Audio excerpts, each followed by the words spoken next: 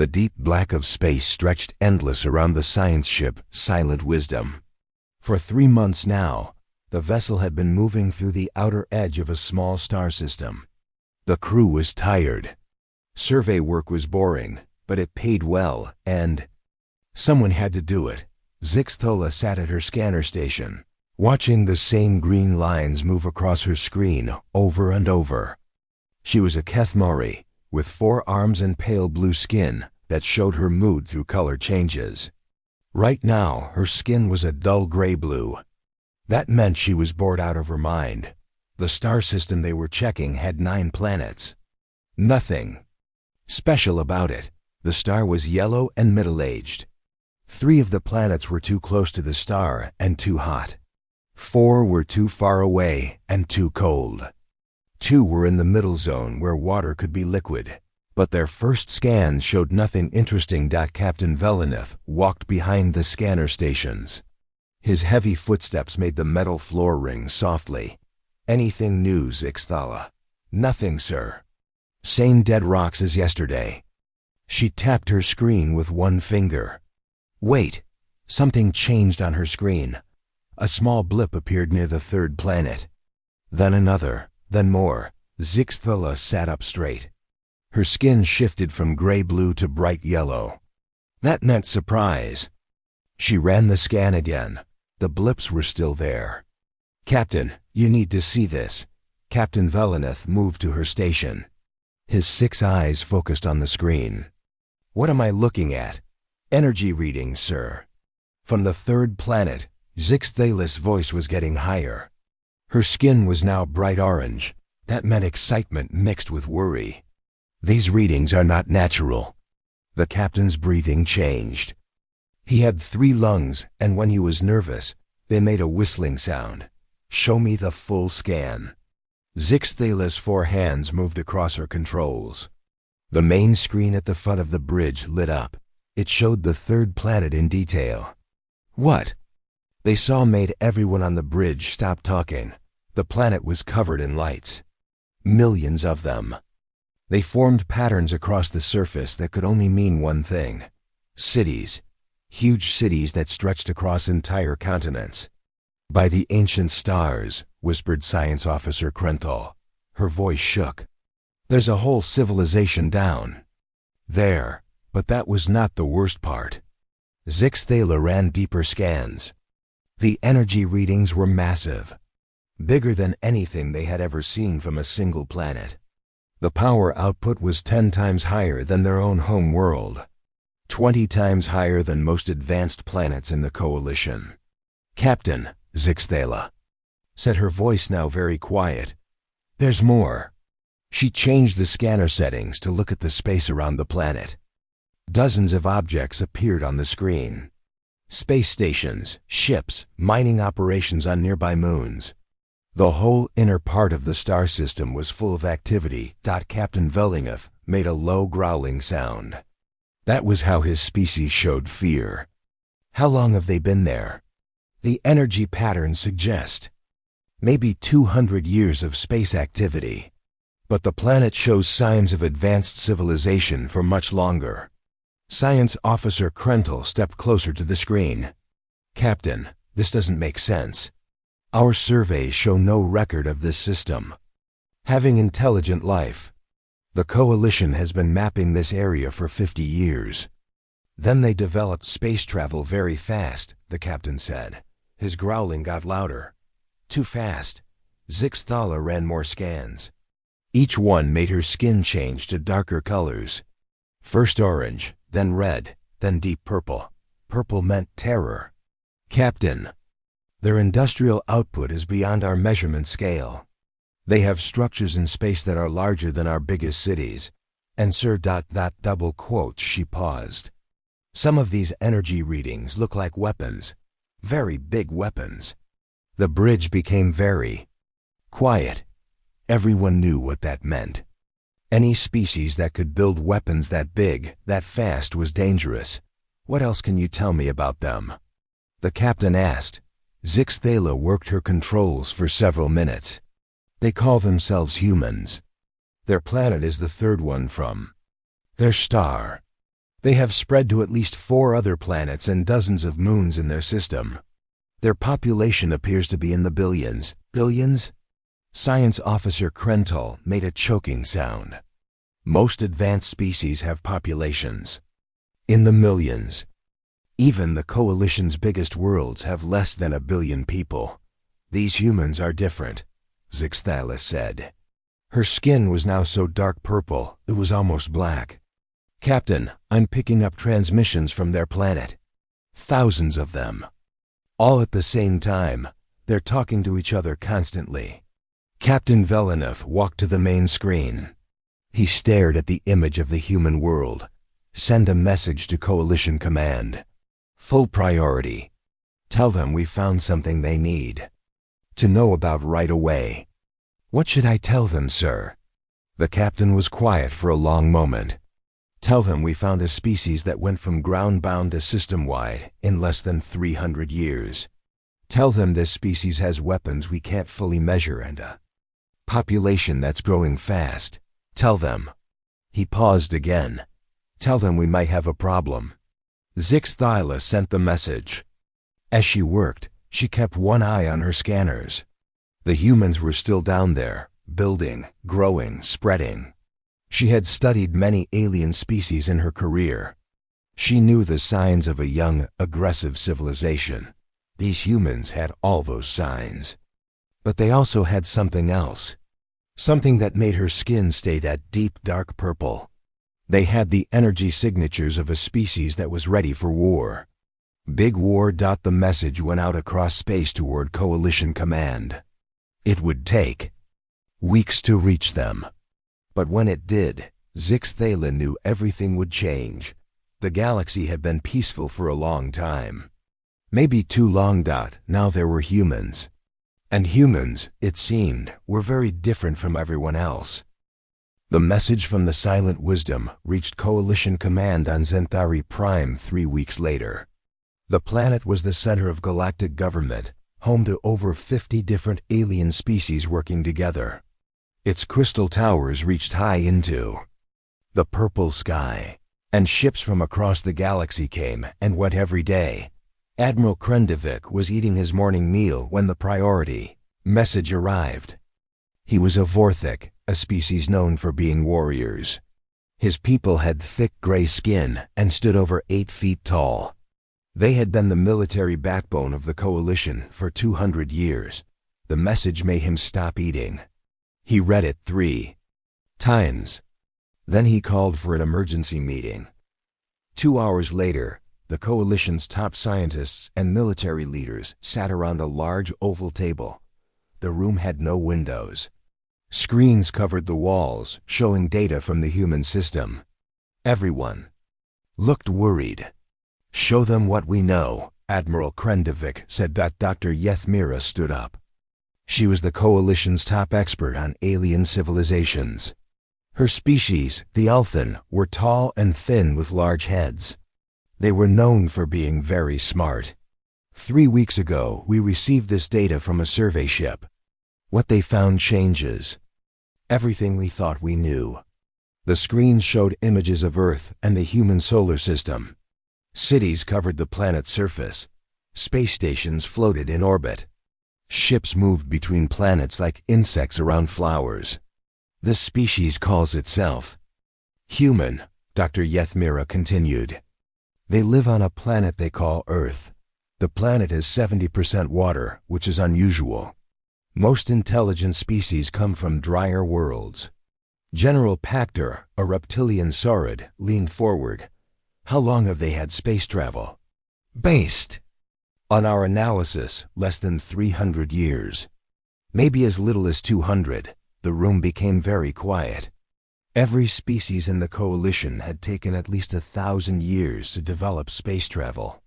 Most took much longer. That's impossible, said Chief Scientist Valandra. She was a Keth with crystal formations growing from her skull. No species develops that fast. Dr. Yethmira touched a control and new images appeared. Their population is over 8 billion. That's more than our 5 largest worlds combined. They have cities with over 20 million inhabitants. Their industrial output is beyond our measurement systems. Admiral Krendovic's breathing became loud and angry. What about their military? That's the most concerning part. Dr. Yethmira changed the images again. Look at this. The screens showed massive structures in space around Earth. Some were clearly weapons platforms. Others were shipbuilding facilities. Many were too big to understand their purpose. These structures were built in the last 50 years, she said. The humans went from basic spaceflight to building weapons that could destroy planets in less than a century. General Pachter stood up fast. His scales turned dark red, which meant anger and fear. They built planet killers in 50 years? We've been trying to build one for 300 years and still haven't finished it. There's more, Dr. Yethmira said. They have spread to every planet and major moon in their system. They're mining asteroids. They're building colonies on worlds that should be impossible to live on. And they're doing it all at the same time. She showed them images of human colonies. Mars had cities under protective domes. The moons of Jupiter had mining operations that looked like cities. Even tiny rocks in space had human structures on them. This is what we call expansion madness, said Dr. Valandra. Some young species try to grow too fast and destroy themselves. But these humans, they're not destroying themselves. They're succeeding. Admiral Krendovic walked to the screens. He studied the images with his 4 eyes. What do we know about their nature? Are they aggressive? Do they fight each other? Yes, Dr. Yethmira said quietly. Our analysis of their transmissions shows they have many different groups on their planet. These groups fight each other regularly. But when they face outside threats, they work together very quickly. Outside threats? General Pachter asked. Their planet is dangerous. It has storms that can destroy cities, earthquakes that split the ground, floods that cover entire regions, ice ages that last thousands of years, rocks from space that hit their planet and cause massive damage. These humans have survived all of this. Chief Scientist Valandra made a clicking sound with her crystals. That was how her species showed worry. A species that survives that much danger becomes very good at surviving and very good at fighting. Show them the weapons analysis, Admiral Krendovic said. Dr. Yethmira hesitated. The humans have weapons that use nuclear fusion. They have missiles that can cross their entire planet in 30 minutes. They have ships with armor thicker than our battleships, and ... She paused. They have something we've never seen before. What? Weapons that don't explode. They just destroy everything they touch. Our computers can't figure out how they work. The room was silent for a long time. Finally, Admiral Krendovic spoke. How many humans are there compared to the entire coalition? Dr. Yethmira looked at her datapad. The coalition has about 12 billion people across all our worlds. The humans have 8 billion on just one planet. If they keep growing at their current rate, they'll have more people than us in 50 years. General Pachter slammed his fist on the table. We have to do something. If these humans decide to expand beyond their system, they could take over the entire galaxy. Or destroy it trying, added Chief Scientist Valandra. Admiral Krendovic walked around the table. What are our options? We could try to make contact, Dr. Yethmira said. Send a diplomatic mission, and if they're hostile, then we have a war with a species that builds planet killers for fun. What if we don't contact them? Then they'll eventually find us. Their technology is advancing so fast, they'll probably develop faster than light travel in the next 100 years. Maybe sooner. Admiral Krendovic stopped walking. He looked at each person in the room. Everyone here needs to understand something. This changes everything. For 1,000 years, the coalition has been the strongest force in the galaxy. We've kept peace because no one could challenge us. He pointed at the screens showing human cities and weapons. These humans could challenge us, Today, right now. If they wanted to, they could probably win. The room became very cold, despite the warm air. Everyone was thinking the same thing. The galaxy had been peaceful for so long that most people had forgotten what real war looked like. "I want every military base put on alert," Admiral Krendovik said. "I want our best ships ready to move. And I want a diplomatic mission prepared. We're going to contact these humans before they contact us." "When do we leave?" asked Dr. Yethmira. 2 weeks. That gives us time to prepare for the worst. He looked at the images of Earth one more time. Because if these humans are anything like their planet, they're going to be very dangerous to make angry. 2 weeks later, the Coalition flagship Harmony's Edge moved through space toward the human system. The ship was massive, built to show the power and wealth of the galactic government. Its hull was made of special metal that could survive almost any attack. Inside, it carried the best technology the Coalition had ever made. Ambassador Lithrine stood on the bridge watching the stars. She was a Silthari, a species known for being good at talking to other aliens. Her people were tall and graceful, with smooth silver skin that changed color with their emotions.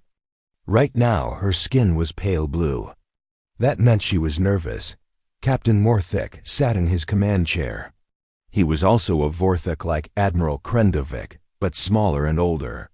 His gray skin had many scars from old battles. "We'll reach the outer edge of their system in 6 hours," he said. "Any sign they know we're coming?" Ambassador Lithrine asked. "Nothing yet. But their technology is so advanced, they might be watching us already." Dr. Yethmira was also on the ship. She sat at a science station, studying everything her instruments could tell her about the human system. "Ambassador, you need to see this." Lithrine walked over to look at the screen. It showed the space around Earth. "What am I looking at?"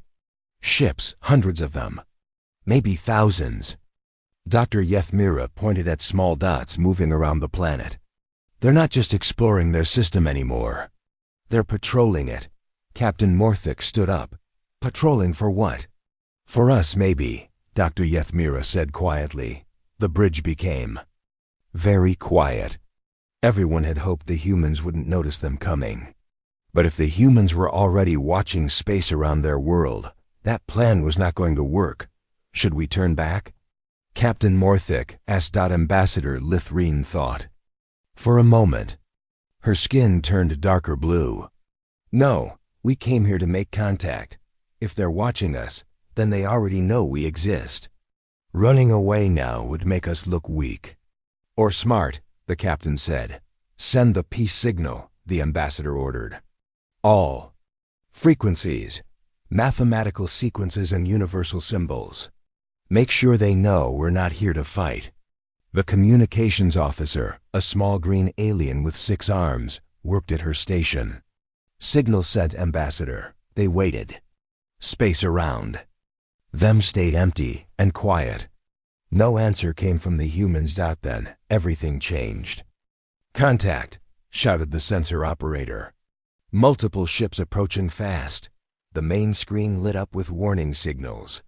Dozens of ships appeared from nowhere, moving toward the Harmony's Edge from all directions. They had been hiding somehow, invisible to Coalition sensors. How did they do that? Captain Morthik demanded. "I don't know," Dr. Yethmira said, her voice shaking.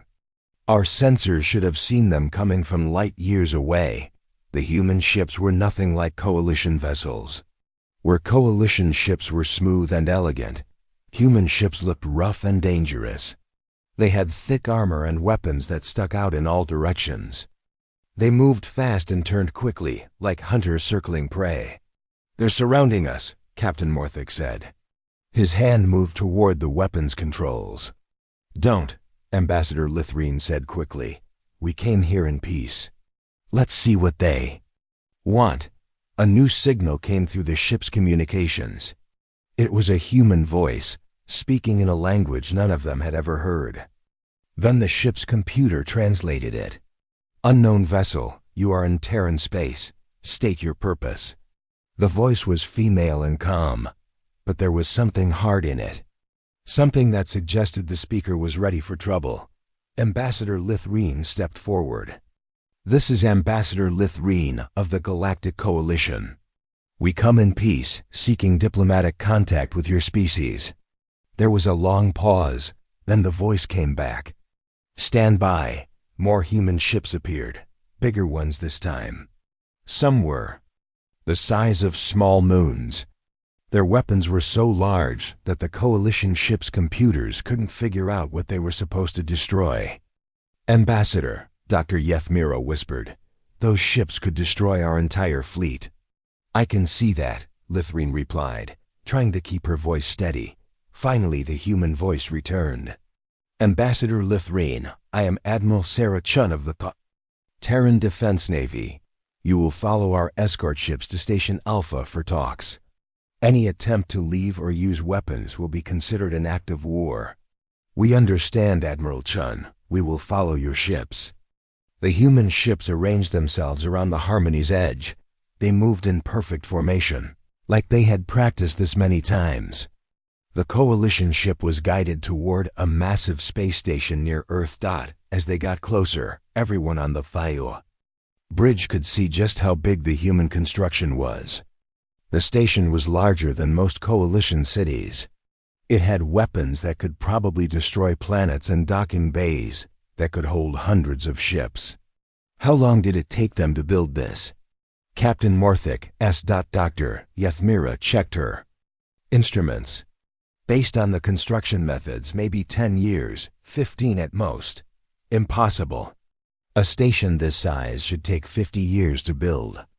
"Tell that to the humans." The Harmony's edge docked at the station. Through the windows, they could see human workers moving around in special suits. The humans looked small compared to most Coalition species, but they moved with purpose and efficiency. "Ambassador," the communications officer said, "Admiral Chun wants to meet with you in 1 hour. She's sending the location." Lithreen nodded. Her skin was now dark purple, the color of deep worry. "Captain, keep the ship ready to leave quickly. Something about this feels wrong." "What do you mean?" "Think about it. We've been studying them for weeks. We know everything about their system. But they appeared from nowhere and surrounded us like they knew exactly where we would be." Captain Morthic's breathing became loud and angry. "You think they were watching us before we even left Coalition space? I think these humans are much smarter than we thought, and much more dangerous." An hour later, Ambassador Lithreen walked through the corridors of the human station. The walls were made of metal and covered with strange symbols. Human guards walked with her, wearing armor that looked both advanced and deadly. The meeting room was simple but large. Admiral Chun sat at one end of a long table. She was a human female with dark hair and sharp eyes. She looked small and fragile, but something about her made Lithreen's skin turn even darker purple. "Please sit, Ambassador," Admiral Chun said. Her voice was polite but cold. Lithreen sat down. "Thank you for agreeing to meet with us, Admiral. The Coalition hopes this will be the beginning of a peaceful relationship between our peoples." Admiral Chun smiled, but it was not a friendly smile. "Before we talk about peace, Ambassador, I have a question for you." "Yes?" Admiral Chun leaned forward. "How long have you been watching us?" The question hit Lithreen like a physical blow. "I'm sorry, we've been tracking your survey ship for months. We know about your scanning operations. We know you've been studying our communications and mapping our defenses." Admiral Chun's eyes got harder. "So I'll ask again. How long have you been watching us?" Ambassador Lithreen felt her skin turn almost black with fear. These humans had known about them all along. They had been prepared for contact from the very beginning. We discovered your system 3 weeks ago." "No," Admiral Chun said quietly. "You discovered that we let you discover us 3 weeks ago. We've been watching you watch us for much longer than that." The room became very cold. Ambassador Lithrine realized that everything had changed. The Coalition thought they were meeting a new species for the first time, but the humans had been studying them first. Ambassador Lithrine sat frozen in her chair. Her skin had turned so dark it was almost black. Admiral Chun watched her with those sharp human eyes, waiting for an answer. How long have you known about us? Lithrine finally asked. Admiral Chun touched a control on the table. The walls around them became screens showing images that made the ambassador's blood turn cold. Pictures of Coalition ships, maps of Coalition space, technical details about Coalition weapons and shields. We detected your quantum communications networks 8 months ago, Admiral Chun said calmly. Your people use quantum entanglement to send messages instantly across space. Very clever. But quantum signals leave traces that we learn to follow. Dr. Yethmira had joined the meeting. She stared at the screens in horror. That's impossible. Quantum communications can't be traced. You're right. They can't be traced by most species. Admiral Chun smiled that cold smile again. But humans are not most species. More images appeared on the screens. Complete maps of Coalition territory. Population numbers for every major world. Military base locations. Trade routes. Everything. Once we found your communication network, we tapped into it, Admiral Chun continued. We've been reading your messages, studying your technology, learning your languages. We know more about the Coalition than most Coalition citizens do. Ambassador Lithrine felt sick. You've been spying on us for months. We've been protecting ourselves, Admiral Chun corrected. When you discover you're not alone in the universe, the smart thing to do is learn everything you can about your neighbors before they learn about you. We came here in peace, Dr. Yethmira said. We have no hostile intentions. Admiral Chun stood up and walked to one of the screens. It showed a Coalition military base. This is Fortress Prime, your biggest military installation. It has weapons that can destroy star systems. It's pointed toward the outer rim of the galaxy. She turned to look at them, toward us. That base is for defense against unknown threats, Ambassador Lithrine said quickly. Unknown threats like us? The room became very quiet.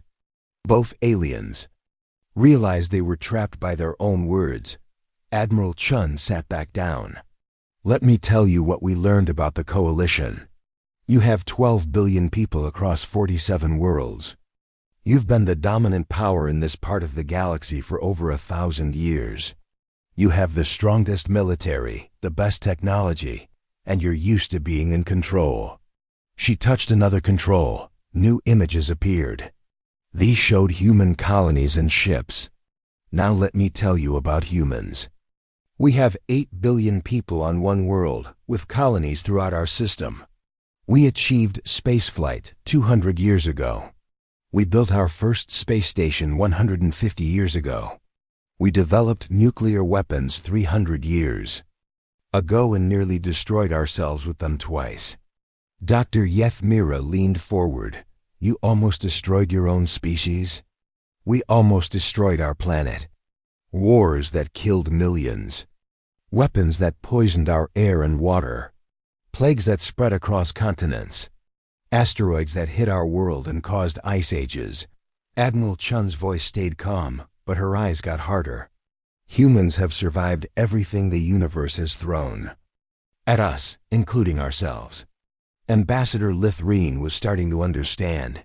Your rapid development. It's because you had to develop quickly to survive. Exactly. When everything wants to kill you, you get very good at staying alive. When your own species keeps trying to destroy itself, you get very good at building things that last. When disaster can strike at any moment, you learn to prepare for everything. Admiral Chun touched another control. The screens now showed human military installations throughout their solar system.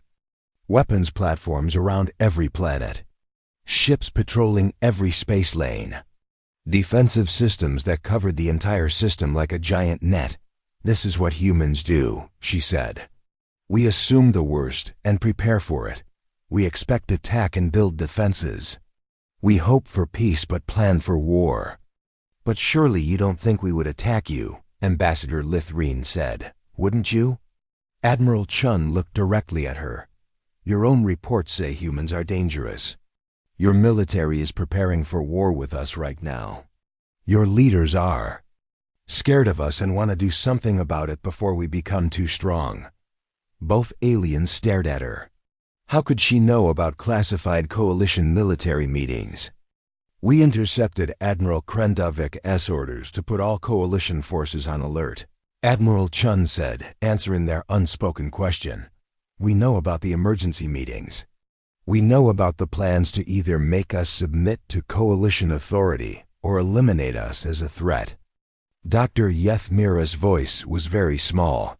How much do you know? Everything. Admiral Chun stood up again. We know about your battle plans.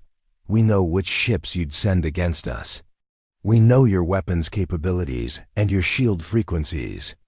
We know where your leaders live and where your children go to school. The threat was clear, even though Admiral Chun's voice stayed calm. Ambassador Lithreen felt like she was going to be sick. Are you threatening us? She asked. I'm explaining our situation, Admiral Chun replied. Humans have been alone in a hostile universe for our entire existence. Every threat we've faced has tried to destroy us completely. Asteroids, plagues, wars, natural disasters. Nothing ever just wanted to defeat us.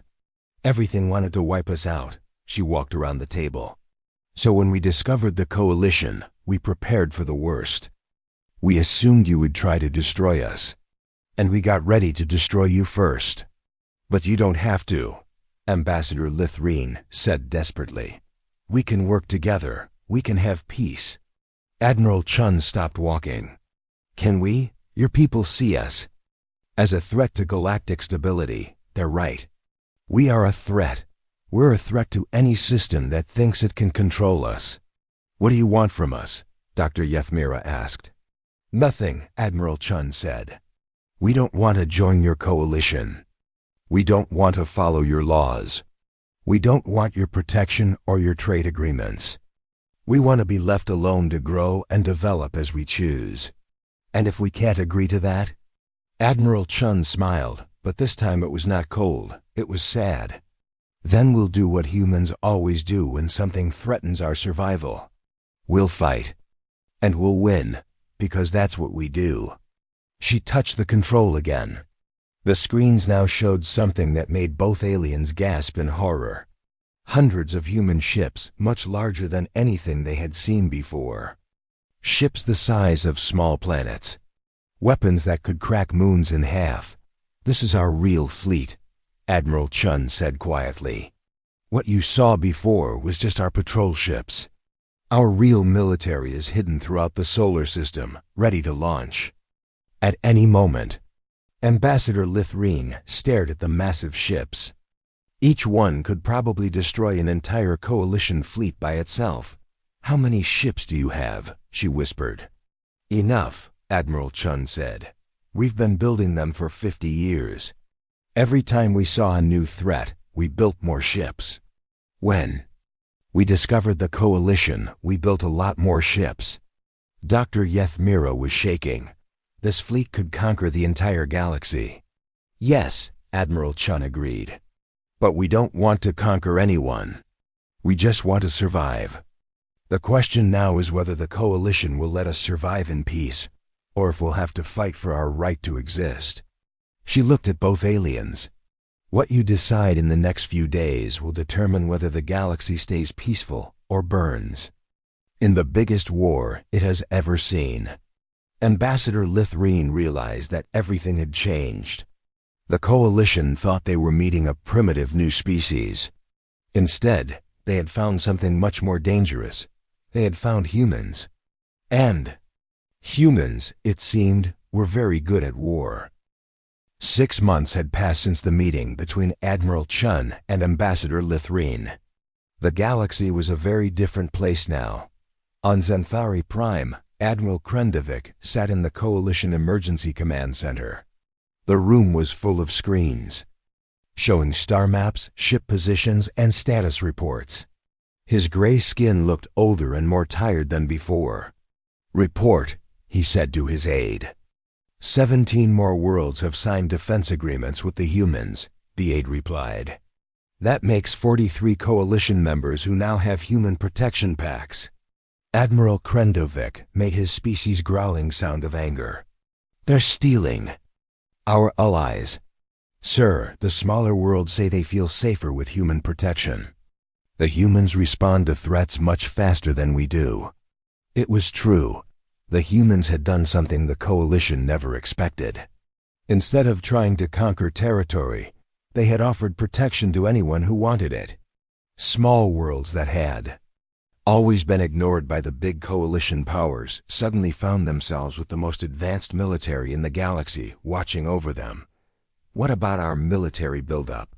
Admiral Krendovik asked. "Not going well, sir. The humans seem to know about every new ship we build before we finish building it. They always have countermeasures ready." On the screen, a new report appeared. It showed human colonies spreading to 3 new star systems.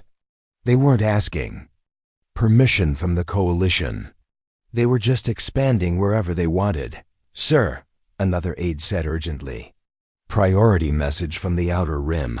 It's about the Devourers." Admiral Krendovik's breathing stopped. The Devourers were the coalition's worst nightmare. They came from outside the galaxy, destroying everything in their path. Coalition scientists had predicted they might arrive someday, but not for another 1,000 years. "Show me." The main screen filled with images of destruction. 3 coalition outposts on the Galactic Rim had gone silent. When rescue ships arrived, they found nothing but empty space and debris. "How many ships?" Admiral Krendovik asked. "Unknown, sir. But the destruction pattern suggests at least 50 large vessels. Maybe more. Send the alert to all coalition forces. Prepare for invasion." "Sir," the aide said quietly, "should we contact the humans?" Admiral Krendovik was quiet for a long time. He hated the idea of asking humans for help. But the Devourers were worse than any threat the coalition had ever faced. "Send a message to Admiral Chun." Meanwhile, on the human command station near Earth, Admiral Chun was already watching the same reports. The humans had their own monitoring systems on the Galactic Rim. They had seen the Devourers coming 2 days before the coalition knew about them. "Analysis," Admiral Chun said to her staff. 67 ships so far, her tactical officer reported.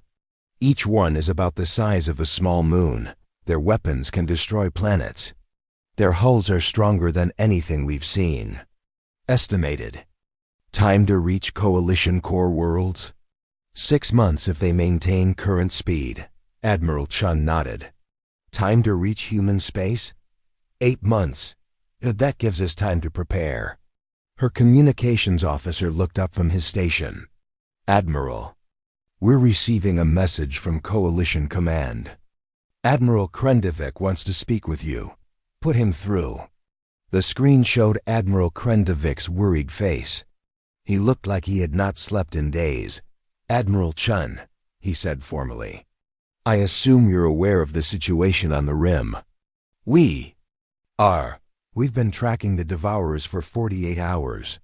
48 hours? Admiral Krendovik's eyes widened. "How did you know before we did?" "We have monitoring stations outside the galaxy. We always watch for external threats." Of course they did, Admiral Krendovik thought. Humans planned for everything. "Admiral Chun, I'm calling to propose a temporary alliance. The Devourers are a threat to all of us." Admiral Chun was quiet for a moment. "What kind of alliance?" "Joint military operations, shared intelligence, combined fleet actions." "Under whose command?" Admiral Krendovik hesitated. He knew what Admiral Chun was really asking. Who would be in charge? Joint Command, he said finally. No, Admiral Chun replied. If you want our help, human forces operate under human command. Our ships, our tactics, our rules, that's unacceptable. The Coalition has been fighting space battles for 1,000 years. And in 1,000 years, you've never faced anything like the Devourers. We've been preparing for this kind of threat our entire existence. Admiral Krendavik wanted to argue, but he knew she was right. The Coalition had grown soft during centuries of peace. They weren't ready for a war of survival. What are your terms? He asked. Simple. Any world that wants human protection gets it.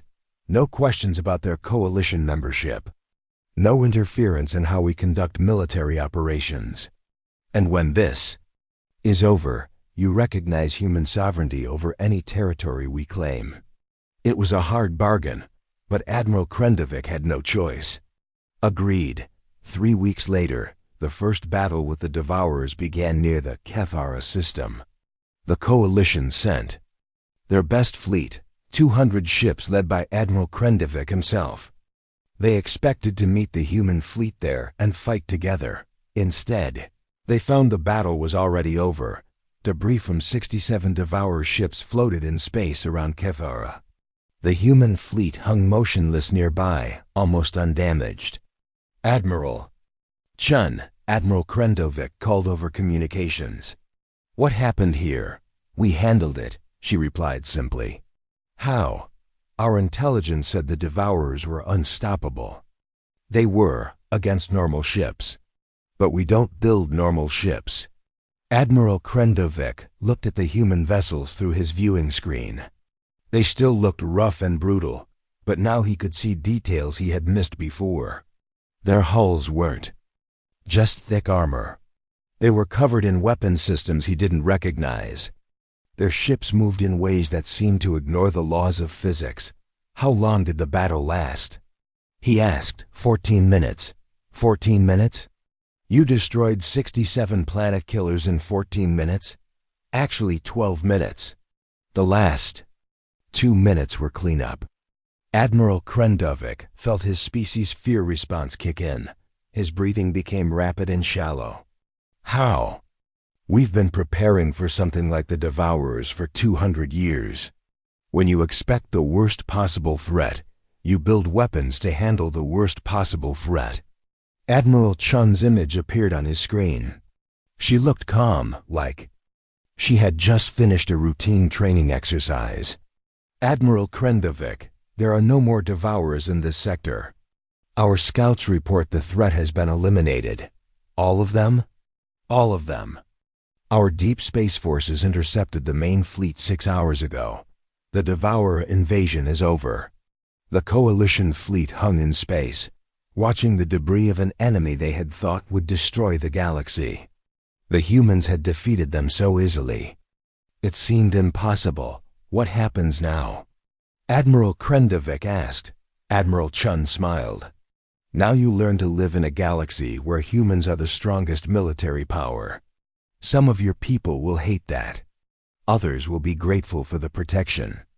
But everyone will have to accept it. And if we don't, then you'll discover why the Devourers were afraid of us too. Admiral Krendavik blinked. The Devourers were afraid of you? Why do you think they waited so long to invade? They've been watching the galaxy for thousands of years, waiting for the right moment.